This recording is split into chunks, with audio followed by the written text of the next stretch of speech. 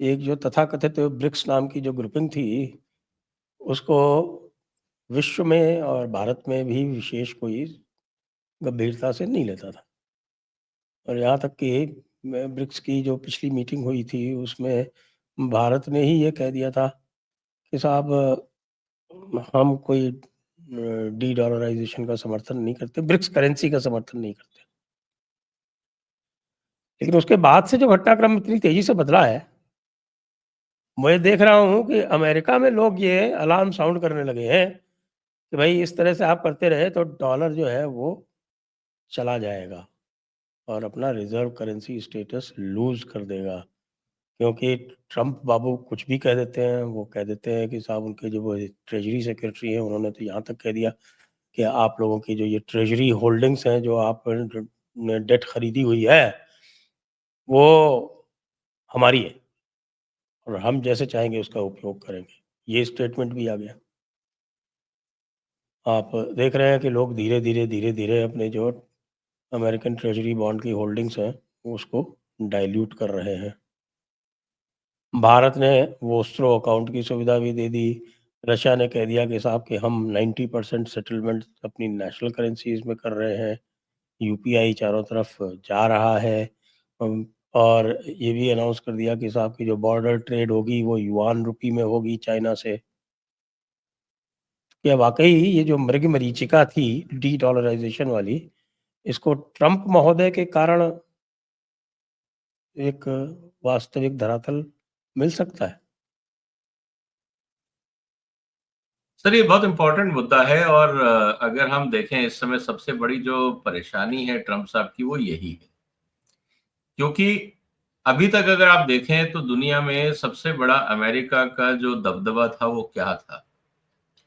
उनका दबदबा यही था कि भाई मेरे पास डॉलर है, तुम अगर ट्रेड करोगे तो तुमको डॉलर चाहिए, डॉलर अमेरिकन बैंक्स देंगे, अमेरिकन डेवलप्ड जो फाइनेंशियल ट्रांजैक्शन सिस्टम था स्विफ्ट वगैरह उसके माध्यम से आप लोग उसको ट्रांजैक्ट करेंगे और अगर आप लोगों ने मेरी बात नहीं सुनी तो मैं आपकी डॉलर सप्लाई और ट्रांजैक्शन सब बंद कर सकता हूं, जैसा उन्होंने रशिया के खिलाफ किया।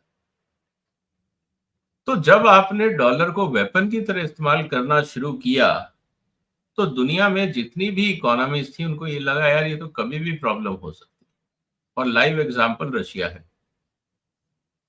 इस स्थिति के अंदर अल्टरनेट ट्रेडिंग ऑप्शन होना जरूरी है क्योंकि जिस तरह से रशिया और चाइना में इन दोनों देशों से जब अमेरिका की जो पॉलिटिकल टसल बढ़ रही थी तो कहीं ना कहीं एक एक्सपेक्टेशन ये थी कि इस तरह की हरकत अमेरिका कर सकता है।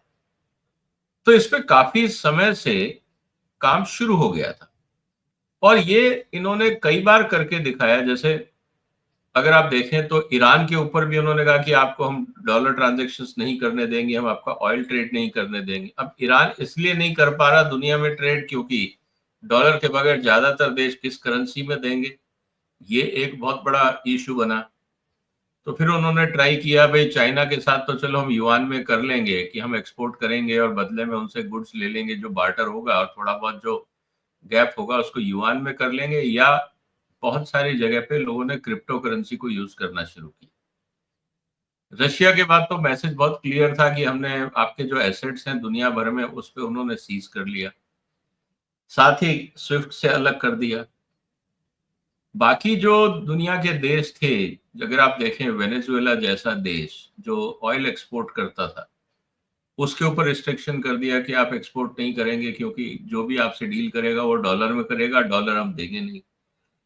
ये सब देखते हुए और चाइना को बार बार धमकाना कि हम सैंक्शंस लगाएंगे, चाइना ताइवान के ऊपर अगर ऐसा करेगा वैसा करेगा, ये सब चीजें देखते हुए दुनिया को ये लगा कि जैसे हमें एक अल्टरनेट सिस्टम फाइनेंशियल सिस्टम की जरूरत है।